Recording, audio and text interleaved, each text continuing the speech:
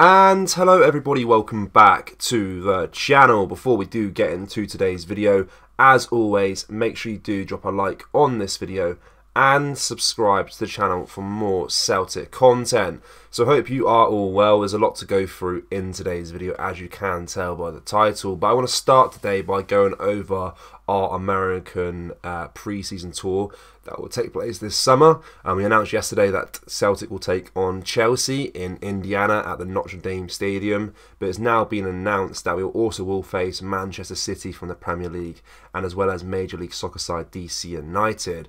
So of course we take on Chelsea on the 27th of July in the Notre Dame Stadium in Indiana, which is scheduled for July 27th, as I just mentioned. But then 4 days prior to that, we'll take on Manchester City at Chapel Hill in South Carolina at the Kenan Stadium. And then we'll take on DC United at the Audi Field, which is in Washington, DC, of course, to face them as well. So it should be a pretty good little tour for Celtic to help grow their brand and their name out across the US. Of course, Man City and Chelsea, I think they always go out to the US. I know Chelsea go out there quite a lot, given the fact their new owners are from the US. I think Man City do a similar type tour every single year as well. But it's a good chance for Celtic to get their name out there as well. Of course, we had a lot of tours recently across Asia, given the fact we have a lot of players from Japan and South Korea. But it's quite a good chance, of course, for the other side of the world, in the US, to get to watch Celtic play. I know for the majority of Celtic fans from Glasgow and from England and from the UK in general, they don't really care too much about the pre-season tour, but it's definitely a good opportunity for Celtic to grow their brand out there, and a good chance for the American audience to watch them play live if they're from those certain states as well. It's definitely a massive bonus. And of course, it's a tough challenge as well. I mean, Chelsea and Man City, two very good sides as well, so it'd be good to kind of play them early on in the pre-season tour and help us build the best possible team and best possible start to the 2024-25 season as well, and hopefully have a better campaign overall than we had this season so far. But of course, there's still a couple of games left to go for the rest of the season. We're still going to fight for the title, and of course the Scottish Cup as well. But definitely an interesting little three-game tour there, itinerary for Celtic to look forward to come the summertime. Now let's discuss some, not really transfers, but Celtic players that contracts are coming to an end. I mean, kind of discuss where their future lies now, of course, because there's a lot of news around players coming in and out the door now, between now and the end of the season, of course, as always. And I want to discuss the three players' contracts that are set to expire and see if they will sign a new deal or not. So we'll start with Joe Hart, of course. The experienced goalkeeper who joined from Tottenham Hotspur in 2021 has announced his retirement from professional football. This leaves Celtic in the position of needing a new recruit and a new goalkeeper to fill the gap left by Hart's departure. Of course, we spoke out about Vasson from the Eredivisie. He's been linked to us quite heavily on a free transfer. Could be a good replacement for him. I still think he's not the quality that we need to replace Joe Hart. But of course, Joe Hart is definitely going to leave Celtic come the end of the season. Paulo Bernardo on loan from Benfica with an option to buy, rumoured to be around £6 to £7 million. Bernardo showed promise during a spell in December and January. However, his performances have not consistently justified the potential transfer fee, making it unlikely that Celtic will exercise the purchase option. Yeah, as that report mentions there, I was very impressed with him between December and January as well. I thought he looked like a very good player, but not being consistent enough, and I think £6 to £7 million is quite a lot of money, and I don't think we should really spend that on him if we can't get consistent performances out of him week in, week out. But let me know your thoughts with regards to Paulo Bernardo. And of course, Adam Idah, the Norwich City loanee, arrived in January amid tempered expectations from the Celtic fan base, which had hoped for a more high-profile signing. Despite this, Idah has impressed during his time in Scotland, though Kyogo remains the club's best striker.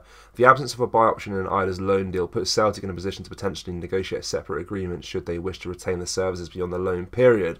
This whole transfer for me was a bit of a mess up, really, because when we signed him, his transfer value would have been a lot lower than what it is now, because he's been in really good form for us. So it's a little bit frustrating with regards to this. I mean, I was not the biggest fan of Adam Idah joining Celtic at the time, but he's definitely proved me wrong and done really well.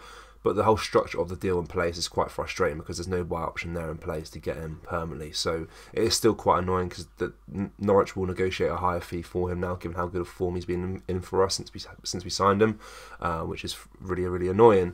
And of course, they're the three players' contracts that are expiring, but Scott Bain's worth mentioned because contrary to some reports suggesting his contract was due to expire, Bain has secured his future at Celtic Park with a 3-year extension signed in May 2023.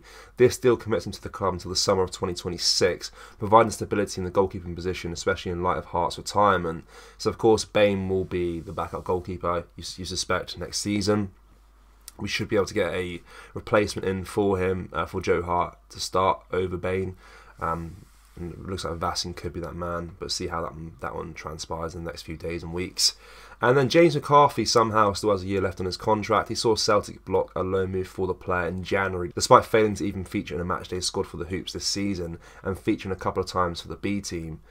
And then James Forrest is still contracted until 2025, with Greg Taylor and Liam Scales' contracts also expiring then too, but you'd expect the club to open discussions with the latter two as well. Yeah, so James McCarthy's still got another year beyond this season as well, which is quite surprising. Hopefully he can get a move away this summer as well. No future for him at Celtic whatsoever. So let's discuss the main story for today, which of course is Celtic bank £30 million as payment has now been confirmed. So Celtic have received a payment of £30 million as a payment has now been confirmed. Celtic have banked a total of £29.7 million from their Champions League campaign despite finishing bottom of their group. With that prize money added to their participation fees, coefficient payout and share of the TV pool, they have banked the best part of £30 million, according to accountant Chris Weatherspoon. Celtic are at the lower end of the income table, but did manage to match English giants Manchester United, who disappointingly crashed out after finishing bottom of their Section 2, and more than Newcastle, who had a final day heartbreak. In context, Rangers only earned £15 million from participation and getting into the last 16 in the Europa League. Celtic now must focus on investing this money back into the squad and going further in Europe as a result. So of course that's the main thing here. That £30 million that we banked is all well and good, but that needs to be reinvested in the transfer window. We need to get the right players in through the door to help us progress and get more money in the coming season from that same competition. Do I think that will happen? Probably not. The track record doesn't look so promising, of course, when it comes to reinvesting money into the team. But I'm an optimistic person. I think we should be able to get some good players in through the door and try and build on this disappointing Champions League campaign this season. And of course, try and go a lot further in that competition for sure. Of course, this all could be affected in the future if Czech Republic do go above Scotland in the coefficient rankings, of course. I'll have to wait and see with regards to that. But that could also affect the Champions League campaign for the Scottish clubs as well, where we may have to play a qualifying round before we even get into the group stages after winning the title, which would be frustrating. But we'll have to see how that one pans out in the next few weeks. But yeah, I want to know your thoughts on what we discussed in today's video. Of course, about the money that we're banking from the Champions League, of course, the players' contracts that are expiring, and of course, a pre-season tournament that will take place in the USA. Looking forward to that one. It should be pretty good. As always, drop a like on this video, guys, and subscribe to the channel for more Celtic content. Thank you very much. Take care. Bye-bye.